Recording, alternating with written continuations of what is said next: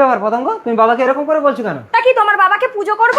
দেখো পতঙ্গ, অঙ্গনার একটা সন্তান হয়নি বলে তোমাকে আমি এই বাড়িতে বিয়ে করে এনেছিলাম, কিন্তু তুমি তো বাঁচা, তোমার সন্তান ধারণের ক্ষমতা নেই। ও হ্যালো, সমস্যাটা তোমার, সমস্যাটা আমার না। দেখবে যাও তোমার বউ অন্য একজনের সাথে সংসার করে পেটে বাচ্চা ধরেছে। তোমার দ্বারাই কিচ্ছু হবে না, তোমার ঘর করবো না, আমি চললাম। পতঙ্গ, জল দিচ্ছি বাবা। এই নিন বাবা জল। বৌমা, এতদিন কোথায় ছিলে মা? এরা আমাকে খেতে দেয় না। নিন জলটা খেয়ে নিন। কেমন আছো অঙ্গনা?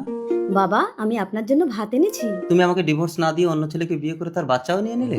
পেট ভরে খান বাবা। কি হলো অঙ্গনা, আমার কথা জবাব দিচ্ছ না যে? এবার থেকে আমি প্রতিদিন এসে আপনাকে খাইয়ে দিয়ে যাব। হ্যাঁ বাবা, আসি বাবা। আমার কথা জবাব দিয়ে যাও অঙ্গনা। আঁচলটা ছাড়ো। না, আমার কথা জবাব না দিলে আমি ছাড়বো না। আমি যদি কোনো ভুল করে থাকি ভগবানকে তার জবাব দেবো, তোমাকে না। ছাড়ো। অঙ্গনা, বৌমা। তারপর প্রচন্ড চিন্তায় শোকে প্রতাপ যখন রাস্তায় বসেছিল, হঠাৎ ডাক্তারের সঙ্গে দেখা হলে অঙ্গনার পেটের সন্তান সম্বন্ধে ডাক্তার যখন বিস্তারিত বলল, তখন প্রতাপ বুঝতে পারলো, তার মানে অঙ্গনার পেটে আমার সন্তান। ভাই বকুল, আমার বউকে আমি তোর কাছে ভিক্ষা চাইছি। ভাই ওকে বলে দে, এ যুগে রাবণের মতো ছল করে ভিখারি সেজে সীতাকে হরণ করা যায় না। অঙ্গনা। ওকে চলে যেতে বল। চল চল। এদিকে এক প্রতিবেশী এসে দেখে প্রতাপের বাবা মারা গেছে। বাবা, প্রতিবেশী বলল, তোমার বাবা তোমাকে মৃতদেহ স্পর্শ করতে না বলেছে, অঙ্গনাকে ডেকে আনতে বলেছে। বাবা, তোমরা কেন একে একে সবাই আমাকে ছেড়ে চলে গেলে? বাবা বাবা বাবা বাবা।